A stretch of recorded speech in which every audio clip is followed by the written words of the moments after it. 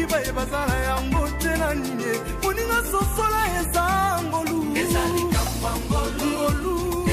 L'impresario Joaquim Zambwana ndeko ezali présenté pa na ngai l'impresario Joaquim Zambwana na poko lelo nazali ngai moko te nazali accompagné na lisusu na mama Ani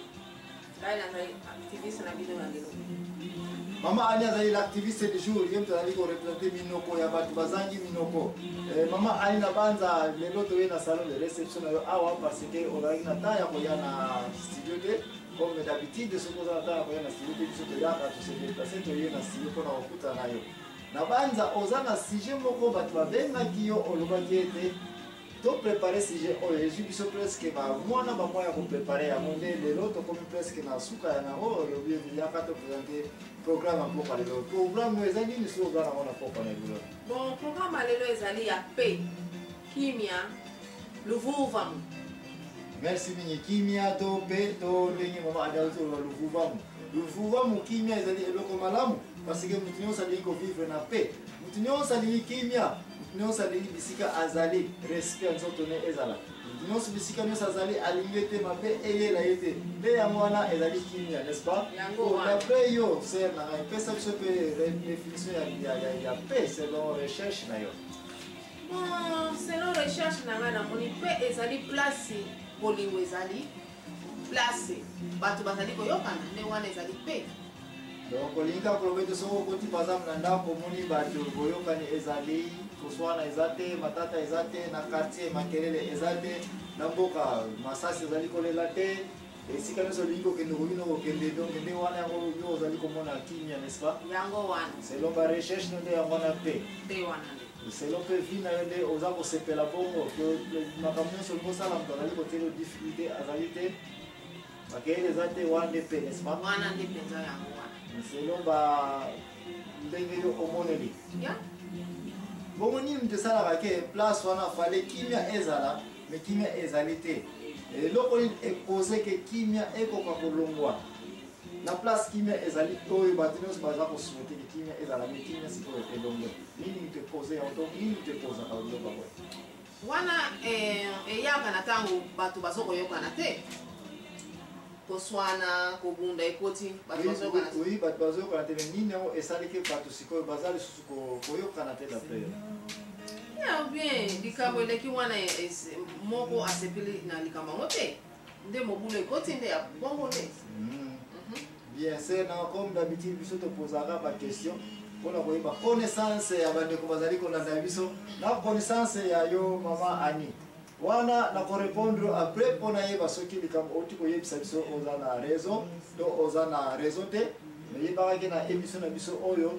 tozwaka opinion mutu nyonso azali libre ya koloba likambo oyo ye motema na elingi oyo émission ezali etika pasteur te aza koyakaka kopompele bino kaka makambo oyo ye ayebi bolanda yango ka ndenge azali kopesela bino yango oyo ezali émission na yo ezali émission na ngai ezali émission biso nyonso parce que baquestion ezali kouta epa na yo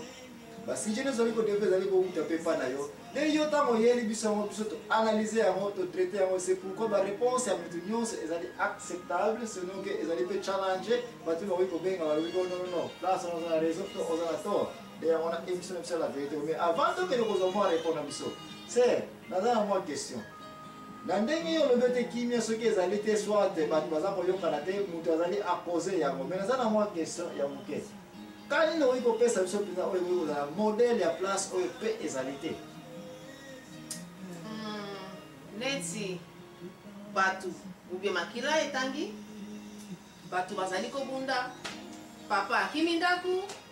bana bakomi kosala makambo ezanga ntina nde yango wana donc makambo ezokende so tout droite komi gauche droite nde wana ozali kodeklare ete signe mpona yo koreconnaitre ete place oyo kimia esili kolongwa n'est-ce pas bien wana ezali kaka première phase nyonso ezali kokende ya introduction na biso ya mpoko ya lelo oyo nayebi te mama Ali parce émission ezali émission chrétienne avant nga na korépondre na makambo oti koloba est-ce que oza na mwa verset biblique moko oyi kosupporte oyo ezali kosala ete kati na recherche na oti kosala concernant kimia oyo oyi kopesa biso place nini ozali komona ete na oyi korekomande bato bakende mbangu kotanga yango epuis ntango tokozonga nde bato ba oui ko za na moi connaissance côté ni olingi to kumbela émission oyo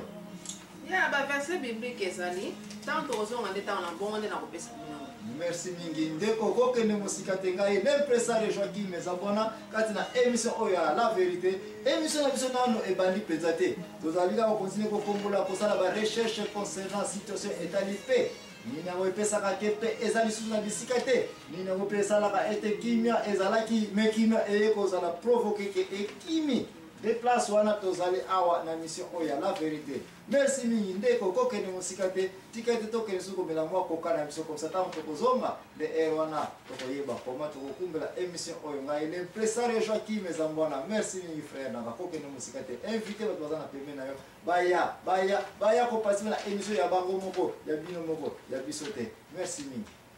Alléluia. Amen.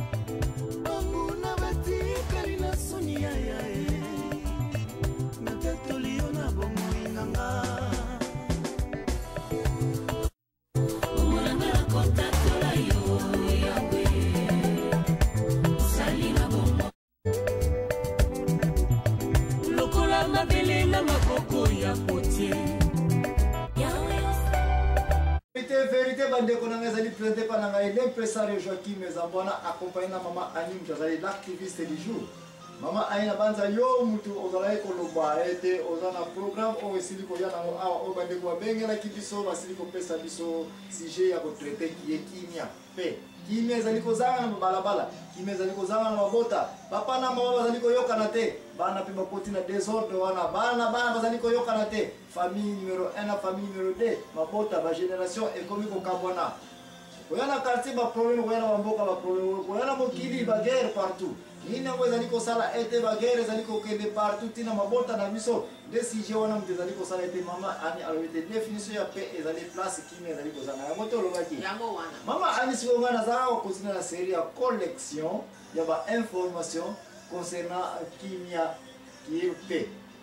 banani yango si omona les gens qui bazana na trouble problème ezali paix ezali te. Et puis, bah, tu vas monter le qu'on appelle les années étiquettes luka et peut-être que luka kimia et zona. Comment place paix et zangi?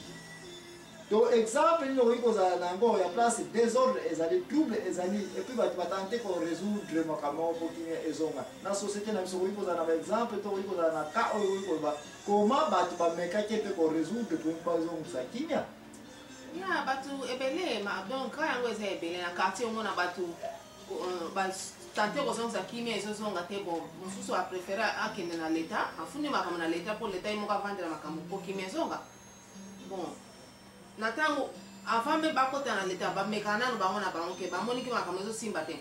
suka na bango alobi peut-être leta moto akokosisa makambo oyo bande bakoti na leta